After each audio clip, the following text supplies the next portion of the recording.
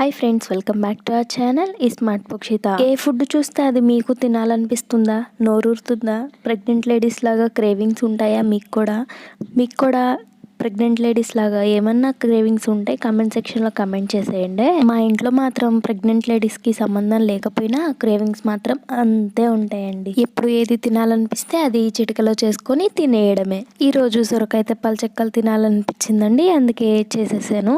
సరే, ఇవన్నీ పక్కన పెట్టేసి మనం రెసిపీలోకి వెళ్ళిపోదాం. ఒక పావు కేజీ సొరకాయ ముక్కను తీసుకొని శుభ్రంగా కడిగేసి పైన చెక్కు మొత్తాన్ని తీసేసి చిన్న ముక్కల కింద కట్ చేసుకొని పక్కన పెట్టేసుకోవాలి. తర్వాత ఒక 10 పచ్చిమిరపకాయలు, సాల్ట్ ఈ రెండు కలిపి మిక్సీ వేసుకోవాలి. ఇలా కచ్చాపచ్చాగా మిక్సీ వేసుకోవాలి. పచ్చిమిరపకాయలు ఈ మంటవి కాబట్టి నేను 10 మాత్రమే తీసుకున్నాను. మీకు మంట లేకుండా ఉంటే మీకు కారంకి సరిపడినన్ని మీరు తీసుకోండి. ఒక బౌల్లోకి ఒక పావు కేజీ వరకు బియ్యం పిండిని తీసుకోవాలి. ఈ బియ్యం పిండి ఒక బౌల్లోకి వేసుకున్న తర్వాత దీంట్లోకి కచ్చాపచ్చాగా చేసి పెట్టుకున్న పచ్చిమిరకాయల పేస్ట్, అలాగే సొరకాయ ముక్కలు కట్ చేసి పెట్టుకున్నాం కదా, అది కూడా మిక్సీ వేసుకొని ఉండలు లేకుండా మిక్సీ గ్రైండ్ చేసుకోవాలండి. మెత్తగా పేస్ట్ లాగా చేసుకొని అది కూడా బియ్యం పిండిలో వేసుకోవాలి.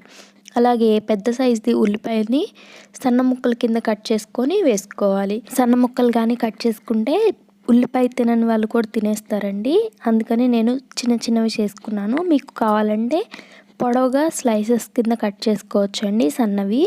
దీంట్లోనే 2 టేబుల్ స్పూన్ల జీలకర్రని కూడా వేసుకొని మొత్తాన్ని బాగా గట్టిగా ప్రెస్ చేసుకుంటూ కలిపేసుకోవాలి. మనం సాల్ట్ని కూడా పచ్చిమిర్చి పేస్ట్లోనే వేసుకున్నాం కాబట్టి ఇంకా అవసరం లేదండి. మీకు కానీ సాల్ట్ కొంచెం తక్కువైతే ఈ స్టేజ్లో ఉన్నప్పుడు సాల్ట్ని వేసుకోండి. దీంట్లోకి గోరువెచ్చటి నీళ్ళని వేసుకొని పిండిని చపాతీ పిండి కంటే కొంచెం సాఫ్ట్గా కలుపుకోవాలి. చూడండి, ఇట్లా బాగా గట్టిగా ప్రెస్ చేసుకుంటూ పిండిని కానీ కలుపుకున్నట్లయితే మనకి తెప్పాల చెక్కలు అనేది మెత్తగా వస్తాయి. చూడండి, ఇలా ముద్ద ఫామ్ అయితే సరిపోతుందండి. కొంచెం మెత్తగా ఉండాలి పిండి అనేది, వేలి పెడితే దిగిపోవాలి వెంటనే.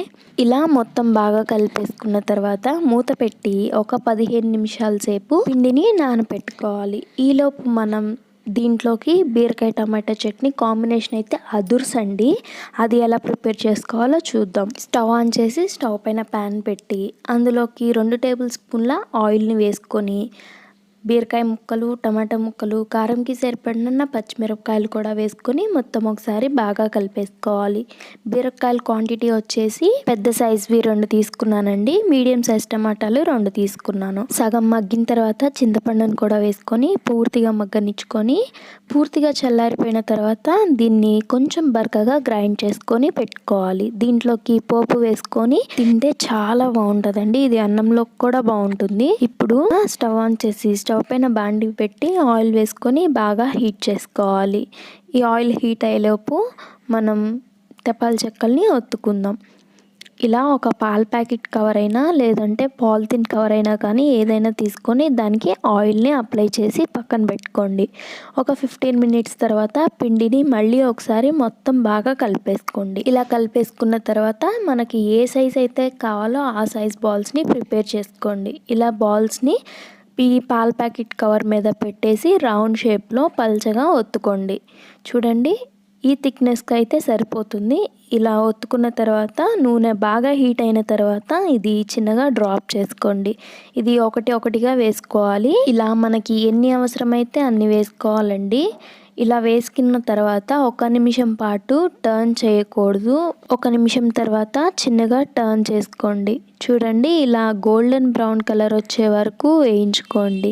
ఇలా గోల్డెన్ బ్రౌన్ కలర్ వచ్చేసిన తర్వాత దీన్ని ఒక ప్లేట్లోకి వేసుకోండి. ఇవి వేడిగానే కాదండి, చల్లారిపోయిన తర్వాత కూడా ఇంతే పైన క్రిస్పీగా లోపల సాఫ్ట్గా ఉంటాయండి. చాలా తొందరగా అయిపోతుందండి. ఈ రెసిపీ ఇష్టపడని వాళ్ళంటూ ఎవ్వరూ ఉండరండి. ఈ కొలతలతో మీరు కూడా తప్పకుండా ట్రై చేసి చూడండి. మీకు కూడా బయట బండ్ల మీద అమ్మే టేస్ట్ అయితే ఖచ్చితంగా వస్తుందండి. విత్ కాంబినేషన్ కూడా ట్రై చేయండి, చాలా అంటే చాలా బాగుంటుంది. ఈ వీడియో కానీ నచ్చితే లైక్ చేయండి, షేర్ చేయండి అండ్ కమెంట్ కూడా చేసేయండి. Thank you friends.